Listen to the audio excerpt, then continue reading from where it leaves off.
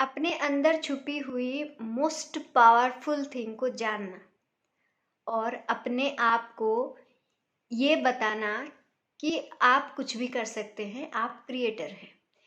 ये जो empowerment process है, इसी को ही अवेयरनेस बोला जाता है। और जब आप अपने हाईएस्ट वर्जन तक जाते हैं, जिस प्रोसेस के थ्रू जाते हैं, उसको प्रोसेस ऑफ मैनिफेस्टेशन बोला जाता है। और मैनिफेस्टेशन क्या है? आप अपने हाईएस्ट वर्जन को पा लेना। That's it. यही प्रोसेस है, यही सच्चाई है और यही इस बुक से हम सीख रहे हैं। We are learning from the book ask and it is given, written by Esther and Jerry Hicks, teachings of Abraham Hicks. We are discussing processes. Processes यानी कि क्या है? ये वो प्रोसेस है जो हमें अपनी बेस्ट वर्जन तक लेके जाएगी। इसीलिए उससे पहले आपको जानना पड़ेगा कि आप अभी कहाँ पर हैं, यानी कि आपका इमोशनल सेट पॉइंट क्या है। तो आज का जो प्रोसेस है हमारा, process 18, finding the feeling place. इस प्रोसेस को यूज करने के लिए आपका इमोशनल सेट पॉइंट पेसिमिज्म से लेकर एंगर, इस बीच रहना चाहिए। ठीक है। और ये जो प्रोसेस है, अगर हम बोले तो ये हमने जितने भी प्रोसेस सीखे हैं, सारे प्रोसेस में ये इंक्लूडेड है।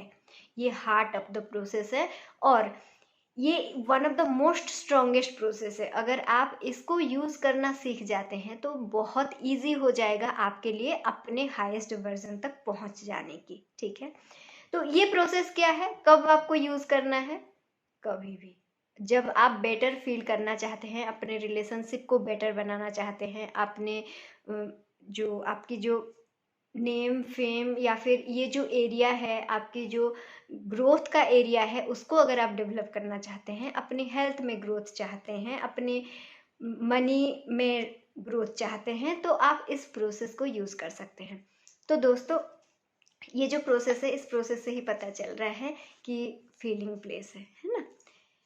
तो अभी हम जितना भी चैप्टर पढ़े, जितना भी प्रोसेस डिस्कस किए, इसमें आपको ये तो कंप्लीटली पता चल गया है कि we all are vibrational being. ठीक है। यूनिवर्स का काम क्या है? देखिए, जिंदगी कैसे चल रही है। हम जो भी वाइब्रेशन छोड़ रहे हैं, वही वाइब्रेशन हमारी ओर रिफ्लेक्ट होके हमारे पास, हमारी ओर आकर्षित होके आती है। ठीक है, सो सिंपल। तो हम ज्यादा क्या सोच रहे हैं? अभी हम क्या ज़्यादा सोच रहे हैं, किसके तरफ हमारा अटेंशन ज़्यादा है? ये वाइब्रेशन जो बन रहा है, किससे बन रहा है? हमारी अटेंशन से। तो ये ध्यान कीजिए कि आपकी अटेंशन ज़्यादा कहाँ है। हमारी अटेंशन हमेशा आपकी मेरी अभी क्या हो रहा है ना।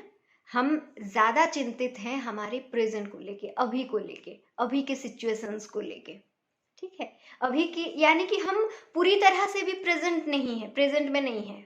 क्योंकि प्रेजेंट में तो अभी मुझे कोई कुछ नहीं बोला, प्रेजेंट में तो मैं अभी सांसें ले रही हूँ, आराम से बैठी हूँ। आप रिलैक्स भी नहीं है पर्टिकुलर प्रेजेंट को सोच के। आप आज क्या हुआ उसको प्रेजेंट सोच रहे हैं और उसको लेके बहुत चिंतित हैं, आज के सिचुएशन को लेके।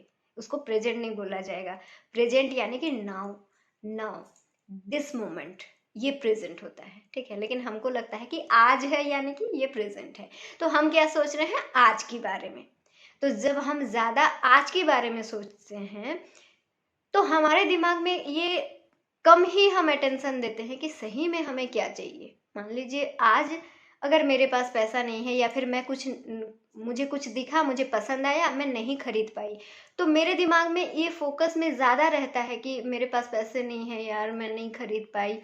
लेकिन हम उस टाइम पर हम ये भूल जाते हैं कि हम क्या चाहते हैं। इसका मतलब क्या है? हम क्या चाहते हैं? बहुत ज़्यादा पैसा चाहते हैं, लेकिन हमारा अटेंशन क्या है? पैसे नहीं है। हम आज में ज़्यादा फोकस करते हैं, ज़्यादा अटेंशन देते हैं, तो हम वही फ्रीक्वेंसी में वाइब्रेट करते हैं। तो हम वही फ्रीक्वेंसी, वही वाइब्स ही हमारे और फिर से आकर्षित होके आएगी, रिफ्लेक्शन के थ्रू, लॉ ऑफ अट्रैक्शन के थ्रू, है ना। तो यही होता है, हमारी ज़िंदगी का जो मैकेनिज्म होता है वो ऐसे ही चलता है। तो अभी हमें क्या करना है? So simple. अगर हम इस प्रोसेस के बारे में बात करें, तो आपको ये ध्यान देना है, ये इमेजिन करना है कि अगर ज़्यादा पैसे होते तो क्या होता। अगर आप मोटे हो रहे हैं तो आप ये सोचना शुरू करें कि अगर मैं पतली हो जाऊं तो क्या क्या कर सकती हूँ। मैं वो ड्रेस पहन सकती हूँ, मुझे कॉन्फिडेंट फील होगा, है ना। तो आप अपने आप को ये सिखाएं कि अगर वो आप जो चाहते हैं वो हो जाता तो आपको कैसा फील होता। ये इमेजिन करना अपने आप को सिखाएं। हो सकता है कुछ दिनों के लिए और ये एक ऑड लगे, लेकिन धीरे धीरे आप उन थॉट से फेमिलियर हो जाएंगे। जब भी आपको कुछ दिखेगा आपको लगेगा कि अरे वाह, अगर मैं भी पतला हो जाऊं तो शायद ऐसे ड्रेस मैं भी पहन सकती हूँ, है ना। तो आपकी थॉट धीरे धीरे चेंज हो जाएगी। तो इसमें मतलब ये है, इस प्रोसेस का जो मेन बेस ये है, एम ये है कि आप उसमें फोकस कीजिए जो आप चाहते हैं। ठीक है, जब आप उसमें फोकस करेंगे, उसके बारे में सोचेंगे, तो आपको मिल जाएगा आपका फीलिंग प्लेस, है ना। तो आपका सबकॉन्शियस जो है, आपका यूनिवर्स जो है, उसको नहीं पता है आप रियली कौन सी जिंदगी जी रहे हैं या कौन सी जिंदगी इमेजिन कर रहे हैं, क्या कर रहे हैं, उसको कुछ नहीं पता। उसको सिर्फ एक ही चीज से मतलब है कि आप कौन सी फ्रिक्वेंसी में वाइब्रेट कर रहे हैं, दैट्स इट। तो अगर आप ये सोचते हैं कि ये चीजें होते तो कैसा होता, तो एग्जैक्टली वही टाइम पर आप, जब आप ये सोच रहे हैं कि मैं पतली होती तो कैसे दिखती, कॉन्फिडेंट लगती, ये ड्रेस पहनती, उसी पर्टिकुलर टाइम में आप नेगेटिव नहीं सोच सकते, है ना, क्योंकि हमारा हमारा दिमाग एक ही टाइम में एक ही चीज सोचता है। तो जब आप इस थॉट को बार बार प्रैक्टिस करेंगे तो आप उन चीजों से फेमिलियर हो जाएंगे, वो सारी थॉट से फेमिलियर हो जाएंगे जो आप चाहते हैं। ठीक है, तो क्या होगा, अब वही फ्रीक्वेंसी में वाइब्रेट करेंगे, चीजें ऑटोमेटिकली धीरे धीरे ठीक होना शुरू हो जाएगा। यही इस प्रोसेस का बेसिक था, जिसको आप आराम से प्रैक्टिस कर सकते हैं। और दोस्तों, और एक बात अगर हम अपने मन से बोलें तो जिंदगी का कोई भरोसा नहीं है ना। आपको अगर ये चीजें ऐसे ही आर्टिफिशियल लग रहा है, कुछ भी लग रहा है, या फिर आपको विश्वास नहीं हो रही है, तो ठीक है, कोई बात नहीं। लेकिन अगर जो चीज करने में आपको अभी अच्छा महसूस हो रहा है तो उसको करने में क्या हर्ज है ना, कर लीजिए ना, ट्राई कर लीजिए।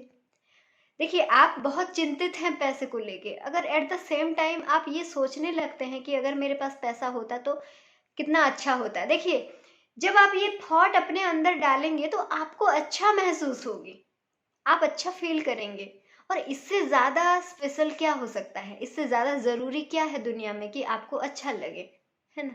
आप जिंदगी में जो भी कर रहे हैं अपने आप को अच्छा लगने के लिए ही तो करवा रहे हैं ना, कर रहे हैं ना।